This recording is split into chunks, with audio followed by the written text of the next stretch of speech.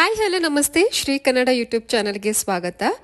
ಇವತ್ತು ನಾನು SSC GT constable ಹುದ್ದೆಗೆ ಅರ್ಜಿಯನ್ನು ಏನು ಕರೆದಿದ್ದಾರೆ ಅದರದ್ದು ಕಂಪ್ಲೀಟ್ ಡೀಟೇಲ್ಸ್ ಕೊಡ್ತಾ ಇದ್ದೀನಿ. ಟೋಟಲ್ ಆಗಿ 25,000ಕ್ಕೂ ಹೆಚ್ಚು ಪೋಸ್ಟ್ಗಳು ಖಾಲಿ ಇದ್ದು ಮಹಿಳೆ ಹಾಗೂ ಪುರುಷರು ಅಪ್ಲೈ ಮಾಡಬಹುದು. ಹಾಗೂ 10th ಪಾಸ್ ಆದವರು ಹಾಗೂ ಡಿಪ್ಲೊಮೊ ಕಂಪ್ಲೀಟ್ ಮಾಡಿರೋ ಅಭ್ಯರ್ಥಿಗಳು ಕೂಡ ಈ ಒಂದು ಪೋಸ್ಟ್ಗೆ ಅಪ್ಲೈ ಮಾಡಬಹುದು. ಇದರ ಕಂಪ್ಲೀಟ್ ಡೀಟೇಲ್ಸ್ ನಾನು ತಿಳಿಸಿಕೊಡ್ತಾ ಇದ್ದೀನಿ. ಯಾರು ನನ್ನ ಚಾನಲ್ನ ಇನ್ನೂ ಸಬ್ಸ್ಕ್ರೈಬ್ ಮಾಡಿಲ್ಲ ದಯವಿಟ್ಟು ಚಾನಲ್ನ ಸಬ್ಸ್ಕ್ರೈಬ್ ಮಾಡಿ ಹಾಗೂ ಈ ವಿಡಿಯೋನ ಕೊನೆ ತನಕ ನೋಡಿ. ಸ್ಟಾಫ್ ಸೆಲೆಕ್ಷನ್ ಇಂದ ಭಾರತದೆಲ್ಲೆಡೆ ಅಗತ್ಯವಿರುವ ಕಾನ್ಸ್ಟೇಬಲ್ GD ಹುದ್ದೆಗಳ ಭರ್ತಿಗೆ ಅರ್ಹ ಹಾಗೂ ಆಸಕ್ತ ಅಭ್ಯರ್ಥಿಗಳಿಂದ ಅರ್ಜಿಯನ್ನು ಆಹ್ವಾನಿಸಲಾಗಿದೆ. ಹುದ್ದೆಗಳ ಭರ್ತಿಗೆ ಸಂಬಂಧಿಸಿದಂತೆ ಹುದ್ದೆಗಳ ಸಂಖ್ಯೆ, ಕರ್ತವ್ಯ, ಸ್ಥಳ, ಶೈಕ್ಷಣಿಕ ಅರ್ಹತೆ, ವಯೋಮಾನ, ಅರ್ಜಿ ಸಲ್ಲಿಕೆ ವಿಧಾನ ಇದರದ್ದೆಲ್ಲ ಡೀಟೇಲ್ಡ್ ಮಾಹಿತಿಯನ್ನು ತಿಳಿಸಿಕೊಡ್ತಾ ಇದ್ದೀನಿ. ಮೊದಲನೇದಾಗಿ ಹುದ್ದೆ ಯಾವುದು ಅಂತ ನೋಡೋಣ. ಸೊ ಹುದ್ದೆ ನೋಡೋದಾದ್ರೆ ಇದು ಕಾನ್ಸ್ಟೇಬಲ್ ಹುದ್ದೆಗೆ ಅರ್ಜಿಯನ್ನು ಕರೆದಿರುವಂಥದ್ದು, GD ಅಂದರೆ ಜನರಲ್ ಡ್ಯೂಟಿಗೆ. ಸೊ ಕರ್ತವ್ಯ ಸ್ಥಳ ಬಂದ್ಬಿಟ್ಟು ಹುದ್ದೆಗಳಿಗೆ ಆಯ್ಕೆಯಾಗುವ ಅರ್ಹ ಅಭ್ಯರ್ಥಿಗಳು ಭಾರತದೆಲ್ಲೆಡೆ ಕರ್ತವ್ಯವನ್ನು ನಿರ್ವಹಿಸಬೇಕಾಗತ್ತೆ. ಮತ್ತೆ ಟೋಟಲ್ ಖಾಲಿ ಇರುವಂತಹ ಹುದ್ದೆಗಳು ಇಲ್ಲಿ 25,487 ಹುದ್ದೆಗಳ ಭರ್ತಿಗೆ ಅರ್ಜಿಯನ್ನು ಆಹ್ವಾನಿಸಿದ್ದಾರೆ. ಇನ್ನು ಮಹಿಳೆಯರಿಗೆ ಮತ್ತು ಪುರುಷರಿಗೆ ಯಾವ ಯಾವ ಪೋಸ್ಟ್ಗಳು ಖಾಲಿ ಇವೆ ಮತ್ತು ಎಷ್ಟು ಪೋಸ್ಟ್ಗಳು ಖಾಲಿ ಇವೆ ಅಂತ ನೋಡ್ಕೊಳ್ಳೋಣ. ಸೊ ಮೊದಲನೆಯದಾಗಿ BSF 524 ಪುರುಷರಿಗೆ, 92 ಮಹಿಳೆಯರಿಗೆ ಖಾಲಿ ಇದೆ. CISF ಇದು 13,135 ಪುರುಷರಿಗೆ, 1,460 ಮಹಿಳೆಯರಿಗೆ ಪೋಸ್ಟ್ ಖಾಲಿ ಇದೆ. ನೆಕ್ಸ್ಟು CRPF 5,366 ಪುರುಷರಿಗೆ ಹಾಗೂ 124 ಮಹಿಳೆಯರಿಗೆ ಪೋಸ್ಟ್ ಖಾಲಿ ಇದೆ. SSP 1,764 ಪುರುಷರಿಗೆ ಪೋಸ್ಟ್ ಖಾಲಿ ಇದೆ, ಮಹಿಳೆಯರಿಗೆ ಯಾವುದೇ ಇರುವುದಿಲ್ಲ. ನೆಕ್ಸ್ಟ್ ನೋಡೋದಾದ್ರೆ ITBP 1,099 ಪುರುಷರಿಗೆ ಪೋಸ್ಟ್ಗಳು ಖಾಲಿ ಇದೆ, 194 ಮಹಿಳೆಯರಿಗೆ ಪೋಸ್ಟ್ ಖಾಲಿ ಇದೆ. ನೆಕ್ಸ್ಟ್ ಪೋಸ್ಟ್ AR 1,556 ಪುರುಷ ಅಭ್ಯರ್ಥಿಗಳಿಗೆ ಪೋಸ್ಟ್ ಖಾಲಿ ಇದೆ, 150 ಮಹಿಳೆಯರಿಗೆ ಖಾಲಿ ಇದೆ.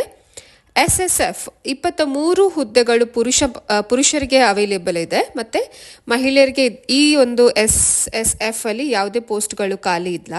ಸೊ ನಿಗದಿಪಡಿಸಿರುವ ಶೈಕ್ಷಣಿಕ ಅರ್ಹತೆ ಬಂದು ಮಾನ್ಯತೆ ಪಡೆದ ವಿದ್ಯಾಸಂಸ್ಥೆಯಿಂದ 10th ಪಾಸ್ ಆಗಿರಬೇಕಾಗುತ್ತೆ. 10th ಅಥವಾ ಡಿಪ್ಲೊಮೊ ಕಂಪ್ಲೀಟ್ ಮಾಡಿರೋ ಅಭ್ಯರ್ಥಿಗಳು ಈ ಒಂದು ಹುದ್ದೆಗೆ ಅಪ್ಲೈ ಮಾಡ್ಬೋದು.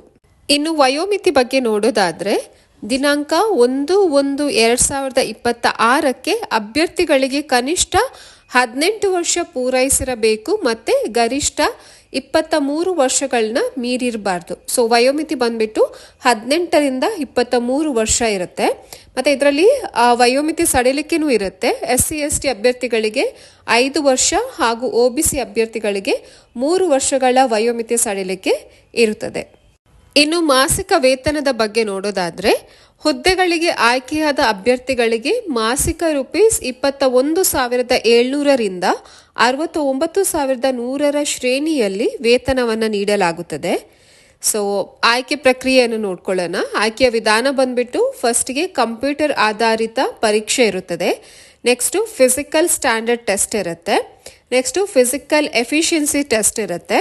ಮತ್ತು ವೈದ್ಯಕೀಯ ಪರೀಕ್ಷೆ ಇರುತ್ತೆ ಮತ್ತು ದಾಖಲೆಗಳ ಪರಿಶೀಲನೆ ಇರುತ್ತೆ. ಸೊ ಇದು 5 ಪಾಯಿಂಟ್ಸ್ ಬಂದ್ಬಿಟ್ಟು ಆಯ್ಕೆಯ ವಿಧಾನ ಆಗಿರುತ್ತೆ. ಅದರಲ್ಲಿ ಕಂಪ್ಯೂಟರ್ ಆಧಾರಿತ ಪರೀಕ್ಷೆಯನ್ನು ನೋಡೋದಾದ್ರೆ ಇಲ್ಲಿ part A, B, C, D ಅಂತ ಇರುತ್ತೆ. ಎಲ್ಲ ಪಾರ್ಟ್ಗಳಲ್ಲಿ 20 ಕ್ವಶನ್ಸ್ ಇರುತ್ತೆ ಮತ್ತು 40 ಮಾರ್ಕ್ಸ್ ಇರುತ್ತೆ. ಡ್ಯೂರೇಷನ್ ಬಂದ್ಬಿಟ್ಟು 60 ನಿಮಿಷ ಇರುತ್ತೆ. So part A, B, C, D ಇದರಲ್ಲೂ ಬಂದ್ಬಿಟ್ಟು 20 ಈಚ್ ಕ್ವಶನ್ಸ್ಗೆ 40 ಮಾರ್ಕ್ಸ್ ಇರುತ್ತೆ, 60 ಮಿನಿಟ್ಸ್ ಡ್ಯೂರೇಷನ್ ಇರುತ್ತೆ. ಇನ್ನು ಫಿಸಿಕಲ್ ಸ್ಟ್ಯಾಂಡರ್ಡ್ ಟೆಸ್ಟ್ ಬಂದ್ಬಿಟ್ಟು ಎತ್ತರ ಪುರುಷರಿಗೆ 170 ಸೆಂಟಿಮೀಟರ್, ಮಹಿಳೆಯರಿಗೆ 157 ಸೆಂಟಿಮೀಟರ್, ಎದೆಯ ಸುತ್ತಳತೆ ಪುರುಷರಿಗೆ 80 ಸೆಂಟಿಮೀಟರ್, ಕನಿಷ್ಠ ಹಿಗ್ಗುವಿಕೆ 5 ಸೆಂಟಿಮೀಟರ್ ಇರುತ್ತೆ. ಮತ್ತು ಫಿಸಿಕಲ್ ಎಫಿಷಿಯನ್ಸಿ ಟೆಸ್ಟ್ ಬಂದು ರೇಸ್ ಇರುತ್ತೆ. 5 ಕಿಲೋಮೀಟರ್ ಇನ್ 24 ಮಿನಿಟ್ಸಲ್ಲಿ 5 ಕಿಲೋಮೀಟರ್ ಇರುತ್ತೆ ಮತ್ತು 1.6 ಕಿಲೋಮೀಟರ್ 7 ಮಿನಿಟ್ಸಲ್ಲಿ ಇರುತ್ತೆ. ಇದು ಪುರುಷರಿಗೆ. ಮಹಿಳೆಯರಿಗೆ 1.6 ಕಿಲೋಮೀಟರ್ 8.5 ಮಿನಿಟ್ಸಲ್ಲಿ ಇರುತ್ತೆ ಮತ್ತು 800 ಮೀಟರ್ಸ್ 5 ಮಿನಿಟ್ಸಲ್ಲಿ ಇರುತ್ತೆ. ಸೊ ಇದು ಬಂದ್ಬಿಟ್ಟು ಫಿಸಿಕಲ್ ಎಫಿಷಿಯನ್ಸಿ ಟೆಸ್ಟು. ಮತ್ತು ಪರೀಕ್ಷಾ ಕೇಂದ್ರಗಳು ಎಲ್ಲೆಲ್ಲಿವೆ ಅಂತ ನೋಡೋದಾದರೆ ಒಂದು ಬೆಂಗಳೂರು, ಬೆಳಗಾವಿ, ಹುಬ್ಬಳ್ಳಿ, ಕಲಬುರಗಿ, ಮಂಗಳೂರು, ಮೈಸೂರು, ಶಿವಮೊಗ್ಗ, ಉಡುಪಿ. ಸೊ ಇದು ಎಲ್ಲ ಬಂದ್ಬಿಟ್ಟು ಪರೀಕ್ಷಾ ಕೇಂದ್ರಗಳಾಗಿರುತ್ತೆ. ಇನ್ನು ಅರ್ಜಿ ಸಲ್ಲಿಸುವ ವಿಧಾನದ ಬಗ್ಗೆ ತಿಳಿದುಕೊಳ್ಳೋಣ. ಇದು ಕಂಪ್ಲೀಟ್ ಆಗಿ ಆನ್ಲೈನ್ ಮೂಲಕ ಅರ್ಜಿ ಸಲ್ಲಿಸುವಂಥದ್ದು. ಸೊ ಆನ್ಲೈನ್ ಮೂಲಕ ನೀವು ಅರ್ಜಿಯನ್ನು ಸಲ್ಲಿಸಬೇಕಾಗತ್ತೆ. ಡಿಸ್ಕ್ರಿಪ್ಷನ್ ಬಾಕ್ಸಲ್ಲಿ ನೋಟಿಫಿಕೇಶನ್ ಲಿಂಕ್ ಆಗಿರ್ಬೋದು ಮತ್ತು ಅಪ್ಲಿಕೇಶನ್ ಲಿಂಕ್ ಆಗಿರ್ಬೋದು ಕೊಟ್ಟಿರ್ತೀನಿ. ಅದನ್ನ ಒಂದ್ಸಲ ಓಪನ್ ಮಾಡಿ ನೋಟಿಫಿಕೇಶನ್ ಲಿಂಕ್ನ ರೆಫರ್ ಮಾಡಿಬಿಟ್ಟು ಅಲ್ಲಿ ಅಪ್ಲಿಕೇಶನ್ ಲಿಂಕ್ ಇರುತ್ತೆ, ಅದನ್ನ ಓಪನ್ ಮಾಡಿ ನೀವು ಅಪ್ಲೈ ಮಾಡ್ಬೋದು. ಅಥವಾ ಅಫಿಷಿಯಲ್ ವೆಬ್ಸೈಟ್ಗೆ ಹೋಗಿನೂ ನೀವು ಅಪ್ಲೈ ಮಾಡ್ಬೋದು. ಆಮೇಲೆ ನೆಕ್ಸ್ಟು ಏನಾದರೂ ಅಲ್ಲಿ ನಿಮ್ಮದು ಡೀಟೇಲ್ಸ್ ಎಲ್ಲ ಫಿಲ್ ಮಾಡೋಕ್ಕಿರುತ್ತೆ, ಅದನ್ನೆಲ್ಲ ಕರೆಕ್ಟಾಗಿ ನೋಡಿಕೊಂಡು ಡೀಟೇಲ್ಸ್ ಎಲ್ಲ ಫಿಲ್ ಮಾಡಿ. ಅಥವಾ ಯಾವುದಾದ್ರೂ ಡಾಕ್ಯುಮೆಂಟ್ಸ್ ಅಂದರೆ ಅಪ್ಲಿಕೇಶನಲ್ಲಿ ಅಪ್ಲೋಡ್ ಮಾಡುವಂಥದ್ದು ಸ್ಕ್ಯಾನ್ ಮಾಡಿ, ಮಾರ್ಕ್ಸ್ ಕಾರ್ಡು, ಪ್ರಮಾಣ ಪತ್ರ ಅದು ಏನಾದರೂ ಇದ್ದರೆ ಅದನ್ನ ಅಪ್ಲೈ ಮಾಡಿ. ಮತ್ತು ಕೊನೆಯದಾಗಿ ನೀವು ಅರ್ಜಿ ಶುಲ್ಕವನ್ನು ಪಾವತಿಸಬೇಕಾಗತ್ತೆ. ಸೊ ಅರ್ಜಿ ಶುಲ್ಕ ಬಂದ್ಬಿಟ್ಟು ಮಹಿಳಾ, SC, ST, ಮಾಜಿ ಸೈನಿಕ ಅಭ್ಯರ್ಥಿಗಳಿಗೆ ಯಾವುದೇ ಅರ್ಜಿ ಶುಲ್ಕ ಇರೋದಿಲ್ಲ. ಮತ್ತು ಉಳಿದ ಅಭ್ಯರ್ಥಿಗಳಿಗೆ 100 ರೂಪೀಸ್ ಅರ್ಜಿ ಶುಲ್ಕ ಇರುತ್ತದೆ. ಸೊ ಇದನ್ನ ನೀವು ಆನ್ಲೈನ್ ಮೂಲಕ ಪೇಮೆಂಟ್ ಮಾಡಬೇಕಾಗತ್ತೆ. ಅಂದರೆ debit card, credit card, net banking, UPI ಈ ಥರ ಯಾವುದೇ ಮೋಡ್ ಆಫ್ ಪೇಮೆಂಟಲ್ಲಿ ನೀವು ಪೇಮೆಂಟ್ ಮಾಡ್ಬೋದು. ಇನ್ನು ಅರ್ಜಿ ಸಲ್ಲಿಸಲು ಕೊನೆಯ ದಿನಾಂಕ ಬಂದು ಇದೇ ಡಿಸೆಂಬರ್ 31, 2025. ಸೊ ಡಿಸೆಂಬರ್ 31 ಒಳಗಡೆ ನೀವು ಅರ್ಜಿಯನ್ನು ಸಲ್ಲಿಸಬೇಕಾಗತ್ತೆ.